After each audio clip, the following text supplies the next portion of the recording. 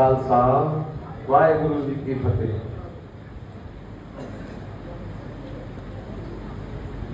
सम्मानित गुरु ग्रंथ साहब जी, सम्मानीय उत्तर प्रदेश के यशस्वी मुख्यमंत्री आदरणीय योगी आदित्यनाथ जी, सम्मानीय श्री हरदीप सिंह पुरी जी, हमारे साथी सम्मानीय श्री औलख जी, हमारे सभी सम्मानित विधायकगण, पदाधिकारीगण, गुरुद्वारा अहियागंज के अध्यक्ष सहित सभी पदाधिकारीगण, यहाँ पर उपस्थित सभी सम्मानित बहनों और भाइयों, एक अत्यंत ऐतिहासिक और मार्मिक विषय को लेकर आज हम लोग यहाँ पर इकट्ठा हुए हैं।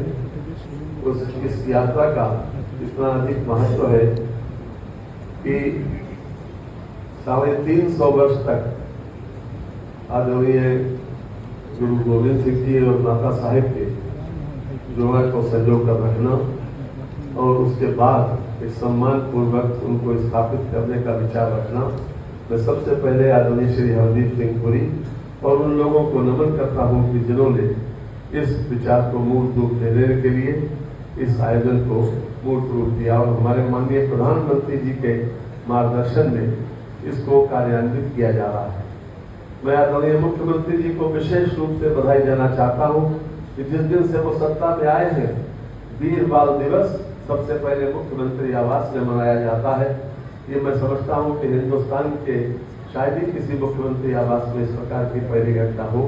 और आज तक लगातार उन्होंने जब हिंदुत्व की बात आई, हिंदुओं की बात आई, तो हर समय हमारे सिख गुरुओं के बलिदान को आगे रखकर लोगों को प्रेरणा देने का काम किया है। गुरु अर्जुन देव जी महाराज से लेकर और आदरणीय गुरु गोविंद सिंह जी तक दुनिया का कोई भी इतिहास ऐसा नहीं है, इतनी बड़ी कुर्बानी किसी समाज के द्वारा इतनी बड़ी कुर्बानी नहीं दी गई जितना हिंदुत्व के लिए, हमारी कौम के लिए, हमारे धर्म के लिए आदरणीय अर्जुन देव जी से लेकर गुरु गोविंद सिंह जी ने दी। और गुरु गोविंद सिंह जी के तो चारों पुत्र, नाबालिग पुत्र, जिनको जिस तरह से शहीद होना पड़ा। और आदरणीय गुरु तेग बहादुर सिंह की मिसाल कोई कहीं इतिहास में देखने को नहीं मिलती। मैं आज तमाम गुरुओं को नमन करता हूँ, संपूर्ण खालसा पंथ को नमन करता हूँ, उनकी शहादत को नमन करता हूँ और चंद लाइनें अपनी कविता के माध्यम से अगर आपकी अनुमति हो तो सुना दें। लहू के भाव खरीदी है हमने आजादी, एक अहिंसा की फिरौती नहीं है देश मेरा, और चंद जाबाज लड़ाकू का हक है हम पर, सिर्फ अहिंसा की बपौती नहीं है देश मेरा।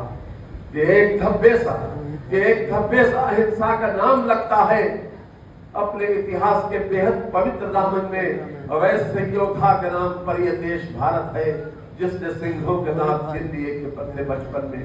कि बहादुरों ने जो तलवार की नोकों से लिखा कुछ पुराना हिसाब कर्ज है इस धरती पर, और न हो यकीन तो इतिहास का खाता देखो, राणा सांगा का लहू कर्ज है इस धरती पर।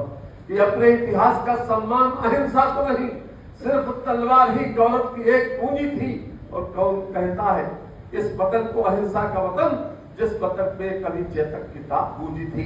कि राजपूतों की आन हौसले मराठों के से, राजपूतों की आन हौसले मराठों के, देश सिखों का है हिंदुस्तान की दौलत, और सामने इनके भला एक अहिंसा ही तो क्या अपनी ठोकर पे है सारे जहान की दौलत।